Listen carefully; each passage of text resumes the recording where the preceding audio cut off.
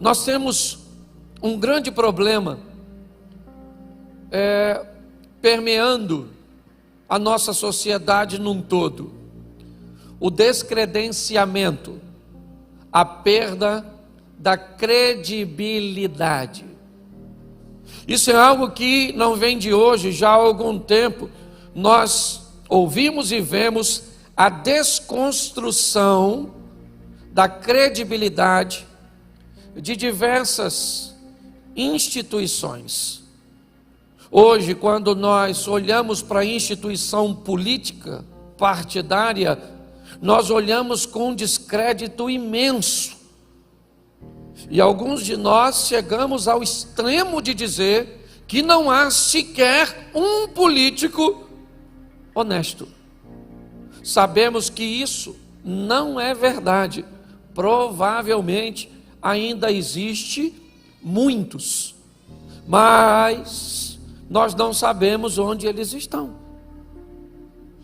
Hoje, quando olhamos, por exemplo, para a nossa instituição, que tem por missão guardar a nossa sociedade, ou seja, a nossa polícia, seja na esfera militar, civil ou federal, nós temos basicamente níveis diferentes de comprometimento. Quando olhamos hoje para a polícia militar, praticamente ela está totalmente descredenciada. Se nós olharmos para a polícia civil, talvez olhemos com melhores olhos. Se nós olharmos para a polícia federal, talvez isso melhoraria. Inúmeras instituições ou estruturas, por exemplo, de profissionais liberais, hoje, seja pedreiro, eletricista, encanador, certo? Funileiro e outras coisas. Nós estamos vivendo um ambiente de perda de credibilidade, onde basicamente ninguém mais tem crédito. Nós estamos vivendo num ambiente religioso a perda da credibilidade dos líderes. A cada dia que passa, envolvimentos, histórias, homicídios, falcatruas, adultérios, divórcios. E existe um propósito: descredenciar. E quando isso é feito num ambiente religioso, ainda é mais prejudicial. Então, olhar hoje para a nossa sociedade e procurar cristãos verdadeiros já é um problema para muitos. Muitos opositores à fé que professamos utilizam o comportamento de cristãos ou de crentes para justificar a sua distância da igreja, do ambiente religioso. É muito importante nós entendermos isso, porque é contra isso que nós estamos lutando. Basta uma pandemia, que na verdade é global, mas, por exemplo, basta um ambiente chuvoso e algumas outras situações para que pessoas já enfrentem e sejam vencidas pelas dificuldades. Pautado nisso, no domingo eu falei sobre diminuir os erros e buscar a santidade. Eu falei sobre ser santo, entrar num processo de santificação. Eu mostrei que aquele que peca é escravo do pecado, e para você diminuir seus pecados, você vai precisar mudar de senhor. O pecado não pode mais ser seu dono, e para você trocar de senhor, alguém precisa te comprar, porque um escravo não pode libertar a si mesmo. Então Cristo vai à cruz e derrama seu sangue para nos comprar do pecado e nos fazer verdadeiramente livres, onde temos a opção de servi-lo ou não. Enquanto estávamos presos no pecado, o pecado nos obrigava a cumprir os seus desejos. Mas agora que pertencemos a Cristo, nós temos a opção, pois Cristo não nos obriga a vivermos uma vida de santidade. Foi mais ou menos isso que eu mostrei. Mostrei porque erramos, não conhecendo as Escrituras e nem o poder de Deus. Mas hoje eu quero falar sobre dois probleminhas muito sérios que a maioria de nós enfrentamos na hora de sermos cristãos de verdade: o medo e a vergonha. São dois grandes opositores à nossa fé. Todas as vezes que nós somos expostos ao perigo, todas as vezes que temos a sensação que podemos perder alguma coisa, que se expressarmos a nossa opinião num ambiente corporativo, onde nós vamos expor a nossa fé, podemos perder o emprego, podemos perder a possibilidade de ascensão, de crescimento, podemos ser interpretados como pessoas que não sabem viver de forma coletiva, em alguns ambientes, mas não no nosso país, ainda até mesmo a possibilidade de perder a sua própria vida.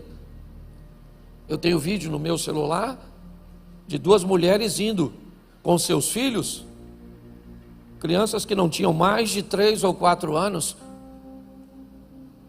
escoltadas por homens armados, e eles matam a mulher e as crianças a tiro. Se você tem coragem de ver, depois eu posso recuperar o vídeo para te mostrar. É que eu não posso passar no telão. Mas para dizer a você que em muitas situações o medo é algo muito real para muitas pessoas. Chegou ao Brasil agora um missionário que nós ajudamos, e ele provavelmente ainda vai passar aqui antes do final do ano, antes do ano virar, e vai mostrar um pouco do que tem acontecido, do que tem visto. E às vezes, expor a sua opinião numa sala de aula pode fazer com que você seja perseguido por um professor. Então, o medo, muitas vezes, de expor um posicionamento cristão verdadeiro, ainda é um dos grandes desafios. Nós temos em alguns outros ambientes a vergonha,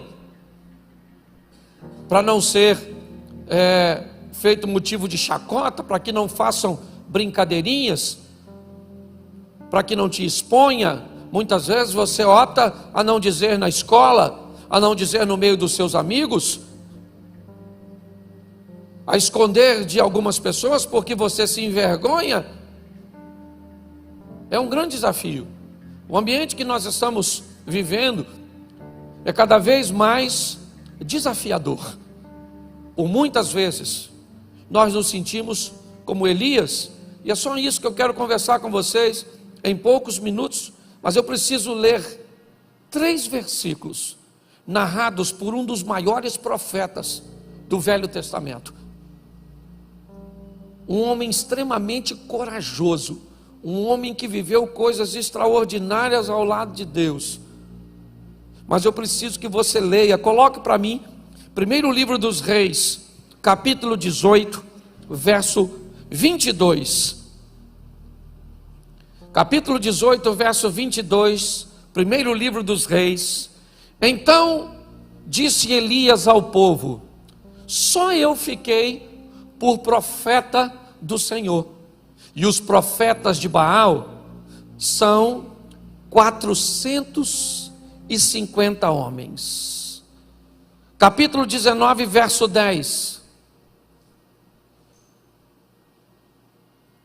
E ele disse: tenho sido muito zeloso pelo Senhor, Deus dos exércitos, porque os filhos de Israel deixaram o teu concerto, derribaram os teus altares e mataram os profetas à espada. E eu fiquei só, e buscam a minha vida para me tirarem. ainda no capítulo 19, no verso 14. E ele disse: eu tenho sido extremamente zeloso pelo Senhor Deus dos exércitos, porque os filhos de Israel deixaram o teu concerto, derrubaram os teus altares e mataram os teus profetas à espada. Só eu fiquei e buscam minha vida para me atirarem. Feche seus olhos neste momento. Senhor nosso Deus e Pai, em nome de Jesus, queremos continuar ouvindo a tua voz. E fala conosco, Senhor, que teu Espírito tenha liberdade de agir, que todo medo, ó Pai, porque o verdadeiro amor lança fora todo medo, que toda vergonha, que tudo aquilo que não provém de ti, ó Pai, saia do nosso coração, e que a coragem, que a segurança que vem das tuas mãos poderosas tomem a nossa vida, tome o nosso posicionamento, em o nome de Jesus. Amém. Glória a Deus. Amém? Isso. Para você entender o que está acontecendo, ainda no capítulo 19, no verso 18, olha só o que Deus vai falar. Também eu fiz ficar em Israel 7.000, todos os joelhos que não se dobraram a Baal, e toda a boca que não o beijou. Preste atenção, porque o que está acontecendo com esse profeta não é muito diferente do que acontece conosco, do que nós sentimos em muitos momentos da nossa caminhada cristã, nos diversos lugares que compõem o nosso estilo de vida social. Nós estamos olhando Elias, o profeta, por 3 vezes, e isso ainda é mencionado lá no Novo Testamento, em Romanos, mas por 3 vezes aqui, ele está falando sobre solidão, falando sobre um estilo de vida onde ele se sente só, onde tem poucas pessoas para oferecerem apoio umas às outras. Elias está se queixando de que o ambiente que ele está inserido é um ambiente tão contaminado, é um ambiente tão inapropriado, porque como alguém se sente só no meio de um povo que Deus formou? Esse cara não está na Babilônia, não está na Síria, não está na Pérsia, não está na Grécia, ele não está em Roma. Esse camarada, ele está em Samaria.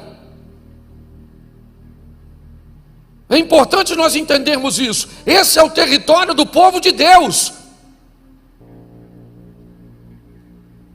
Esse é o povo cujo qual Deus entrou com mão forte no Egito para tirar. Essa é uma geração mais à frente daquela que viu os milagres, que entrou em Canaã. Então esse camarada poderia se sentir sozinho em qualquer ambiente, mas não nesse. Esse indivíduo está dizendo: eu fiquei só, num ambiente onde só Baal tem 450 profetas, Azera tem mais 400, metade desse governo é pagão. O rei Acabe é casado com Jezabel, filha de Etbaal, rei dos Sidônios.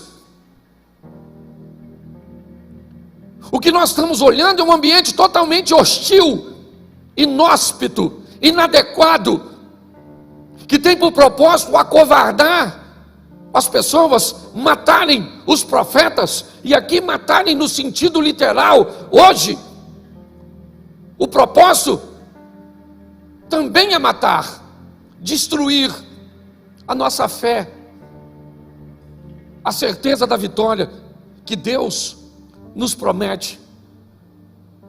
O que eu quero expor para vocês hoje é que ser um cristão de verdade nunca foi fácil para ninguém, e não vai ser para mim e para você que as coisas vão facilitarem ou vão serem facilitadas.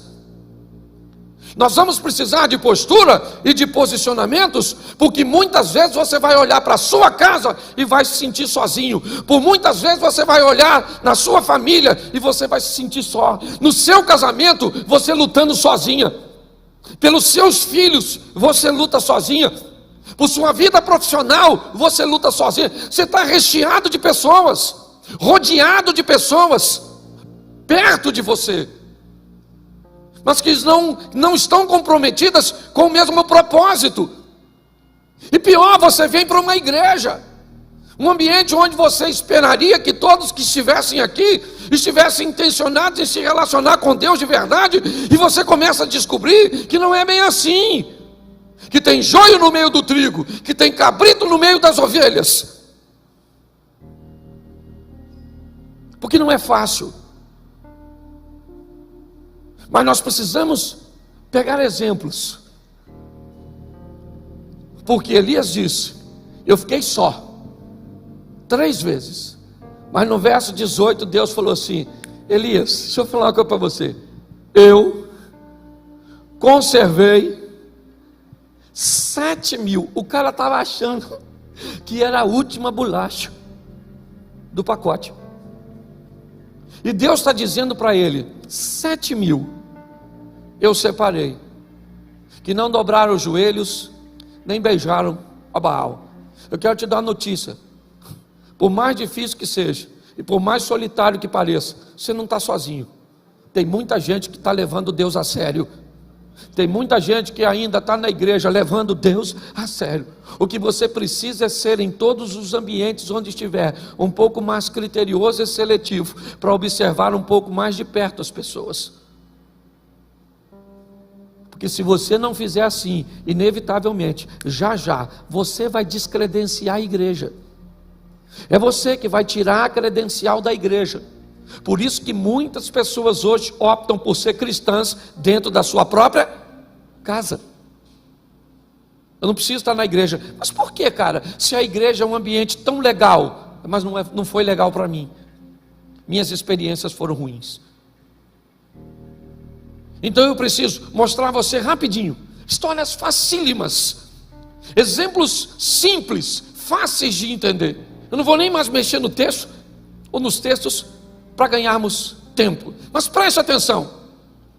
A terra está corrompida, o comportamento das pessoas são totalmente contrário aos princípios de Deus. Mas naquele ambiente onde Deus está intencionado em destruir tudo, Ele acha um homem. Noé achou graça aos olhos de Deus. Deus olhou para aquele homem, mas numa sociedade, pois é, naquela sociedade, Deus achou um camarada que estava disposto a levá-lo a sério. E Deus, essa é a grande questão, através daquele indivíduo, Deus vai montar uma estrutura. Com quanto? Vamos lá: Noé, sua esposa, Sem, Cão, Jafé e suas 3 esposas, 3 filhos, 3 noras e o casal. Deus vai mudar a história com 8 pessoas. Mas preste atenção: que tipo de pessoas eram essas? Que tipo de envolvimento elas eram capazes de obter, de se dedicar? Sabe qual é o grande desafio hoje? Nós temos medo porque convivemos com pessoas erradas. Nós temos vergonha porque convivemos em ambientes errados. Muitas vezes, se você estiver num ambiente que não é para você estar, ou você vai se comportar como as pessoas que estão lá para agradá-las, ou você vai ficar lá com um comportamento totalmente oposto, um peixe fora d'água. Esses dias um grande amigo meu fez aniversário, e eu não podia deixar de ir, e eu não podia chegar no começo. Ia ser um almoço, eu não podia ir no almoço, eu tinha um compromisso, e eu tinha que chegar lá por volta de 3, 4 horas da tarde. Cheguei em casa de viagem, tomei um banho e fui no compromisso, no aniversário do meu amigo. Não podia deixar de ir, o cara é meu amigão. Quando eu cheguei com o carro no sítio, a música já dizia mais ou menos o que estava acontecendo no ambiente. A música já falava para mim: Cláudio, o que é que tu está fazendo aqui? Eu falei, e eu respondi para mim mesmo: eu vim dar um abraço no meu amigo. Menino, eu cheguei. Ó, até o cachorro estava bêbado. A mulher bêbada, os homens bêbados, tudo mesmo. Eu olhei e perguntei de novo para mim: Cláudio,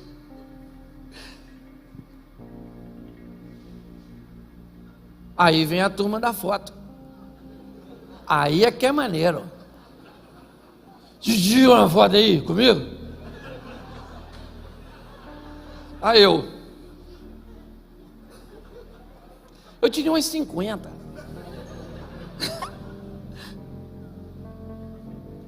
Pelo menos uns 3 desses 50 jogou cerveja em mim. Entendeu?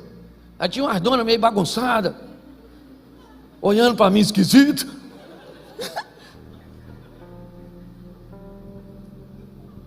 Querido, deixa eu falar uma coisa para você. Eu dei um abraço ao meu amigo e ele estava tão bêbado que eu acho que ele nem sabe que eu fui. Talvez vai descobrir se assistir isso.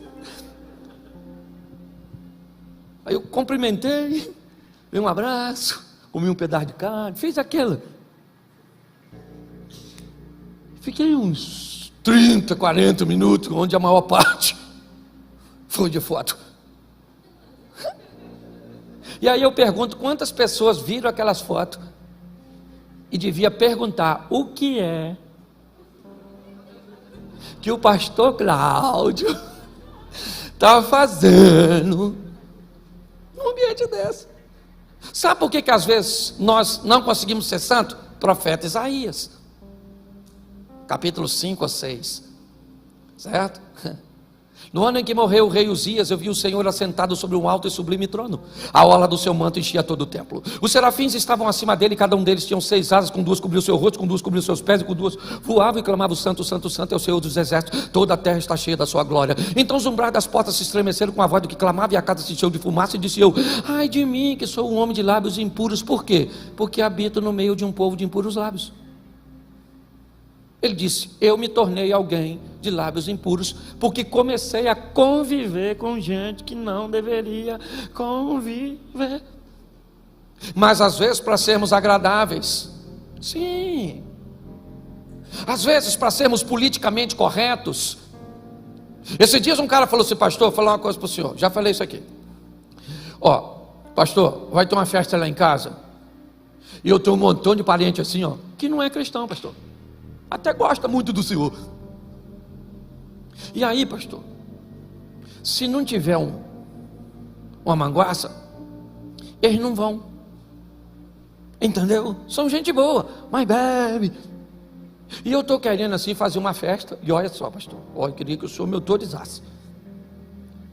Até 11 horas, ninguém bebe nada. Depois de 11, lá no cantinho, preparei lá uma caixa de cerveja só, pastor. É só 4 pessoas que bebe. O que o senhor acha? Eu falei: fantástico. Fantástico, genial, certo? O senhor botou num cantinho a caixa de cerveja, os seus parentes vão lá, a gente boa, depois de tal hora, certo? Você vai respeitar, eles vão beber. Ele falou: o senhor achou? Eu falei: achei legal. Só queria fazer uma pergunta para o senhor. Quando o senhor vai na festa na casa deles, quanto tempo eles ficam sem oferecer bebida para homenagear você? Ele falou assim: homenagear? Eu falei, porque você vai botar lá para recebê-los. Então eu quero saber, de que hora a que hora, quando você vai na festa na casa deles, ele diz assim, não vão beber de 8 da noite até 10 da noite, só porque fulano vem. Ele olhou para mim e falou assim, ô pastor, ele me homenageia nada não. Eu quero é que dane-se. Eu não vou botar nada, nunca me homenagearam, por que eu vou homenagear esse? Se quiser ir, vai. Se não quiser, acabei com a festa. Sabe o que falta muitas vezes em nós? Nós temos medo de nos posicionar. Querido, você está se posicionando a favor de quem? Da palavra de Deus.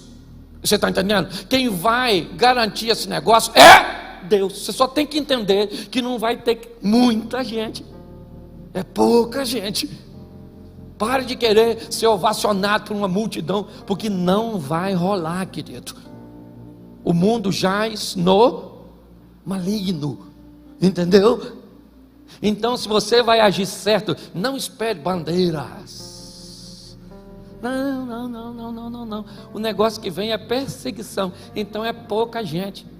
Presta atenção. Olha como é que as coisas funcionam. A Síria invade Israel e pega uma garota. Quantas garotas? Uma! Não podia levar uma menina. Uma. E leva para a casa de Naamã. E na casa de Naamã a menina está sozinha. Sozinha. Não tinha amiguinha para orar com ela, não tinha ninguém para ler a Torá com ela, não tinha. Lá era pagão, era Rimon, você está entendendo? Que governava. Ela trabalhava naquela casa, e naquela casa, sozinha, ela resolveu se posicionar com Deus. E Deus fez um milagre naquela casa, curando o seu Senhor. Mas ela estava sozinha. Quantos de nós reclamamos? Estamos sozinhos no trabalho, lá não sei o que, e lá é aquilo, não sei o que, minha chefe é a bruxa, o meu chefe é chefe não sei. Qual o problema, querido? O nosso Deus é maior do que tudo isso. Só está precisando de um posicionamento nosso, porque onde nós chegamos com Deus, o negócio toma um vulto de fé. É assim que funciona.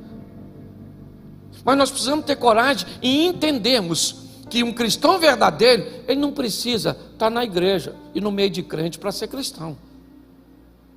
O texto diz que Deus olha para o ambiente onde Noé está inserido, e o negócio estava difícil, mas ele achou alguém naquele ambiente corrompido que resolveu viver. Uma menina é levada cativa para Síria e faz todo um movimento. Você pega alguns meninos em particular, são levados para a Babilônia. Pouca gente, basicamente 4 não se dobraram diante da estátua. Inúmeras vezes nós podemos imaginar que muito mais do que 4 rapazes são levados dali para cativeiro, o que indica provavelmente que os outros dobraram seu joelho, adoraram.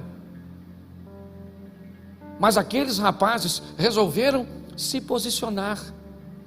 Todas as vezes, quer no Egito, quer na Babilônia, quer na Pérsia, quer em Roma, já lá no Novo Testamento, nós vamos ver pessoas que resolveram assumir uma postura e manter um estilo de vida de integridade, que fazia com que Deus se manifestasse no meio daquela história e mostrasse para todos quem Deus era na vida de pessoas simples. O que nós precisamos é entender que Deus não muda, nele não há sombra de variação. Ele não é homem para que minta, nem filho do homem para que se arrependa.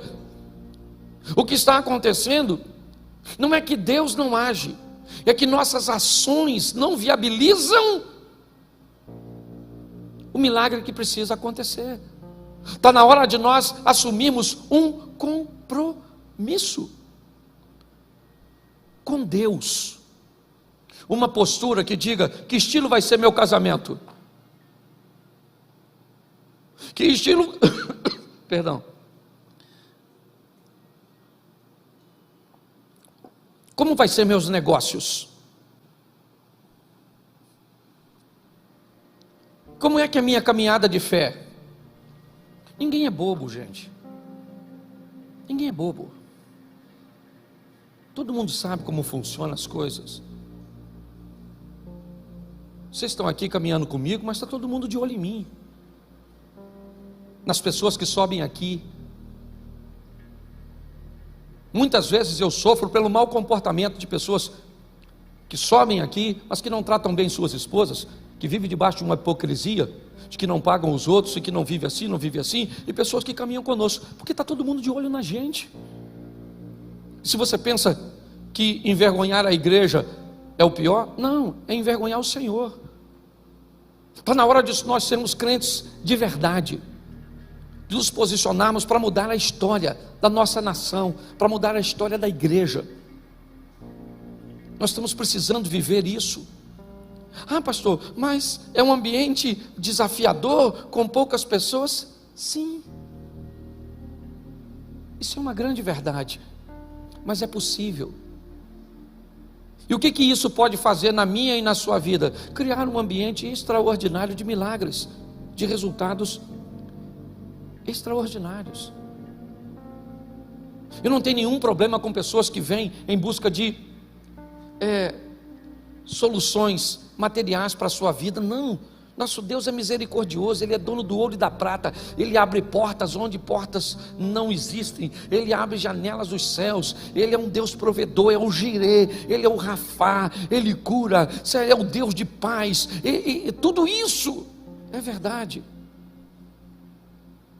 Mas a minha pergunta, a pergunta que tem permeado a minha mente é: se Jó, que era um cara igual a mim, que é igual a mim, ninguém vai dizer que Jó era melhor que eu. Não tem essa, irmão. Entendeu? Ninguém. Se você acha que Abraão tinha alguma coisa melhor que você está enganado. Se você acha que Elias, que Moisés, que Pedro, que Paulo, não, era gente igual a gente, igualzinho, não tinha nada de diferente. E por que é que essas pessoas viveram tudo isso? Por que é? Por causa do estilo de vida que resolveram viver com Deus. É só isso. Sabe qual é o grande desafio? É que nós lemos um livro e temos inúmeras experiências alheias neste livro, mas quando chega o momento de transportar essa história para a minha casa, para os meus negócios, para a minha igreja, para a minha vida, para o controle emocional que eu preciso ter, aí parece que tem algum problema, porque parece que isso é uma história é uma ficção, é uma brincadeirinha que eu venho para a igreja para ouvir essas historinhas, e que são muito agradáveis quando fala sobre derrubar gigante, sobre fornalhas, sobre vitórias, sobre campeões, mas a maior batalha que nós temos é contra o pecado. A maior batalha que nós temos é para alcançar a santidade. Aí você olha para um adolescente, não tem força. Você olha para um jovem, não tem força. Ou é medo, ou é vergonha. Aí você olha para um casal, ou é medo, ou é vergonha. Aí você olha para alguém na faculdade, ou é medo, ou é vergonha. Vai numa festa, é medo ou é vergonha. Vai fazer um negócio, sempre as pessoas estão acuadas. Medo ou vergonha estão impossibilitando essas pessoas de viverem o extraordinário com Deus. Nós precisamos hoje assumir um compromisso. E sabe qual é o maior desafio do meu ministério? É que eu estou saindo daqui para pregar as palavras que eu estou pregando aqui, e ninguém quer mais me ouvir.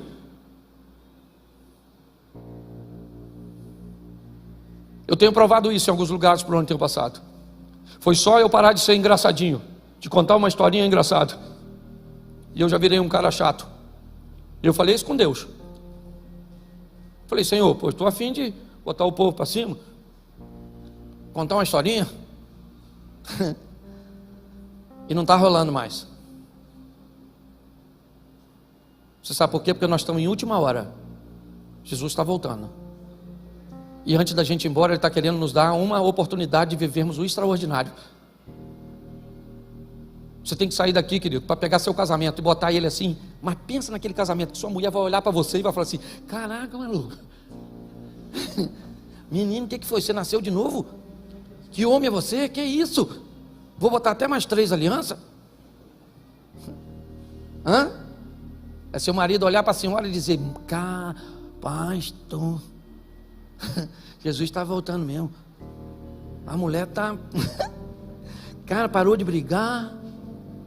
A mulher está doce, doce, que eu estou até estranhando, pastor. Não sei se é eu que vou morrer ou ela. Olhar para seus filhos e dizer: gente, que menino inteligente, obediente, limpinho. Que menino educado, bem mandado.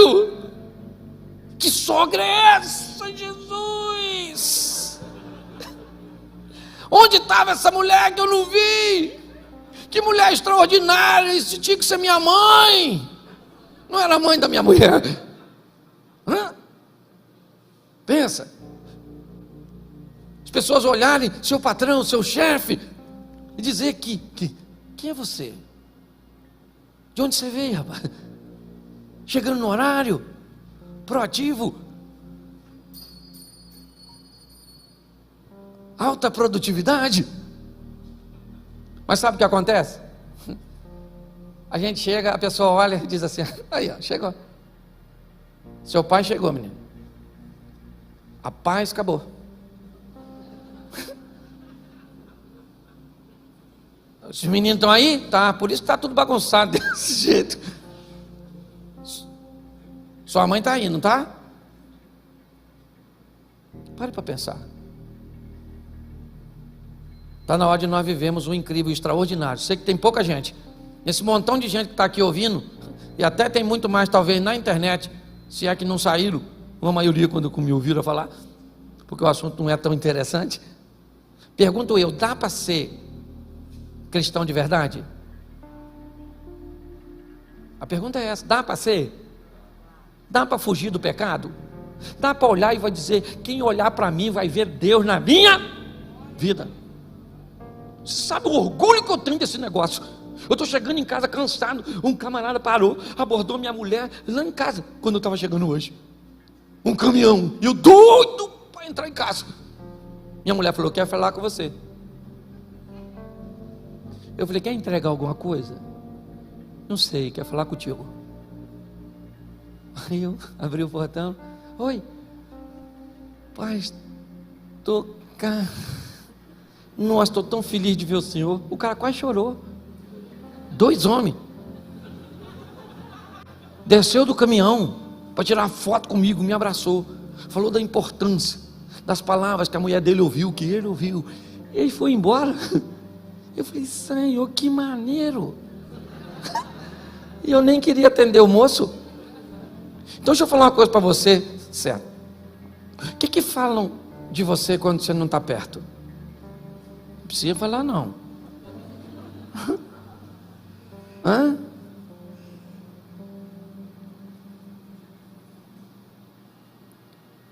Eu acho que nós precisamos nos posicionar.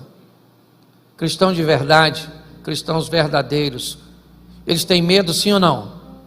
Sim ou não? Claro que tem. Eles têm vergonha? Sim ou não? Sim. Mas eles têm que vencer o medo e mostrar quem é Deus. É isso que nós vamos ter. Tem hora que tem que ter medo.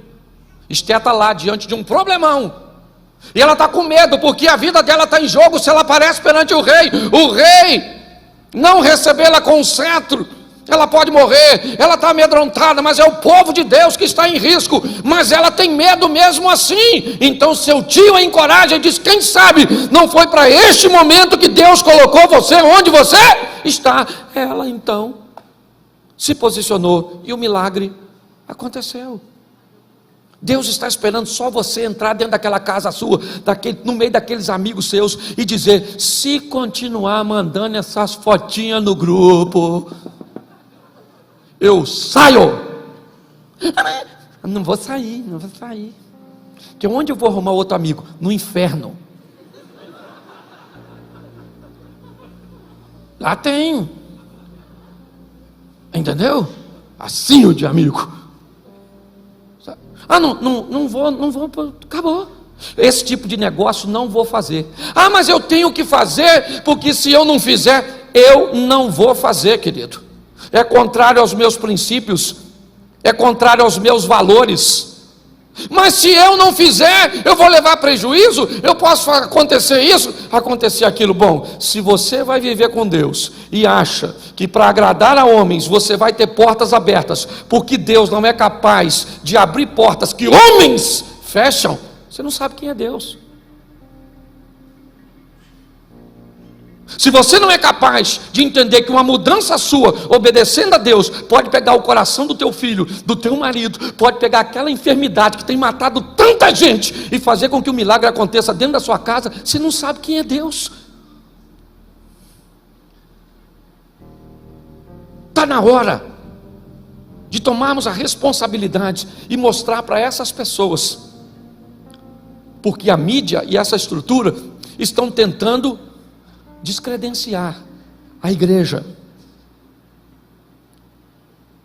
estão querendo difamar, e muitas vezes, infelizmente, até com histórias bem verdadeiras. Mas nós precisamos de um posicionamento. É isso. Onde? Na Babilônia, e não na igreja. Ser crente na igreja é moleza. Difícil é ser crente lá, no batalhão, campeão, lá no meio das polícias. Difícil é ser crente lá no seu ambiente de trabalho, lá na faculdade, lá na aula de filosofia, lá onde você estuda. O desafio é exatamente esse, porque aqui é mole. Quero ver pegar você, isola você e coloca você como colocou a menina, na casa de um leproso, num ambiente totalmente hostil, e lá naquele ambiente a menina resolveu viver com Deus, e o milagre aconteceu. E eu tenho o hábito de dizer isso: a lepra daquele cara não pegou naquela garota, mas a fé daquela garota pegou naquele cara e mudou a vida dele. É isso que nós... Agora não, se nós negociarmos, todo mundo vai saber, porque o diabo manda fazer, mas não guarda segredo. Todo mundo vai saber. Talvez você não vai ficar sabendo que todo mundo sabe, porque o propósito dele é te envergonhar. Por que o diabo faz todo mundo saber que você é de um jeito, mas ele permite que você não tenha noção do que as pessoas sabem a seu respeito? Porque se você descobrir que todo mundo já descobriu que você é uma fraude, que você é fake, você corre o risco de mudar, e é isso que ele não quer. Por isso que grande parte das pessoas fala quem somos, não para nós, mas para os outros. A igreja precisa não de mais pregadores. A itinerância está acabando. Pregadores itinerantes. Eu não sei se você lembra, mas alguns anos atrás você passava na Washington Luiz, na Avenida Brasil, e era outdoor espalhado por todos os lados com congressos, expondo 4, 5, 10, 15 preletores. Hoje a gente passa e não tem mais. Sabe por quê? Eu te falo. Homens que saem do púlpito e vão beber cachaça e uísque. Homens que saem do púlpito e vão para prostíbulos. Homens que só sobem no púlpito se receber ofertas astronômicas. Homens que sobem em púlpito e tratam as pessoas que o recebem de qualquer maneira. Homens que sobem para dizer coisas que eles não vivem. Fala de dinheiro, mas não oferta nem dizima. Homens que vão fazer turnês pelo Brasil afora de 20, 30 dias e deixam suas esposas.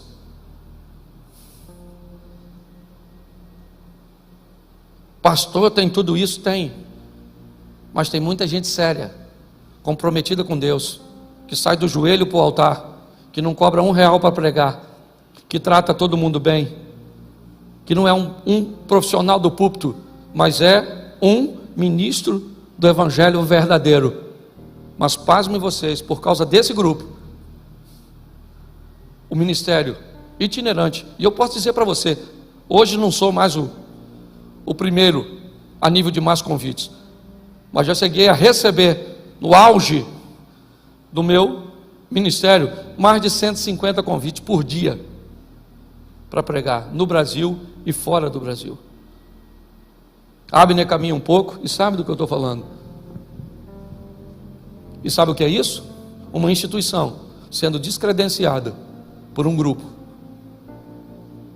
É isso que nós estamos vivendo. E sabe o que é pior? Estão descredenciando Deus do coração das pessoas, por causa do comportamento de algumas pessoas que se dobram, que negociam, que abrem concessão. O meu pedido a vocês aqui hoje, não de Deus, o meu, é de socorro.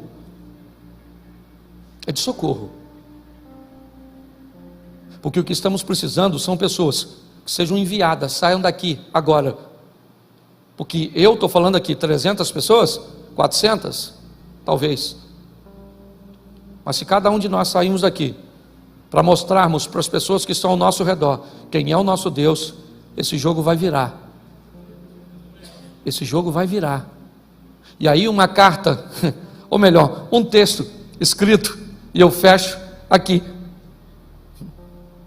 Bem interessante, do profeta Malaquias, do capítulo 3 e o 10, nós usamos muito para falar de oferta, mas eu gostaria de lembrar os irmãos, que não tem problema nenhum falar de oferta nesse texto, mas é só lembrar que esse texto estava sendo direcionado para os sacerdotes e para a liderança. Mas no final desse texto, põe para mim aí, campeão, Malaquias, capítulo 3, verso 17.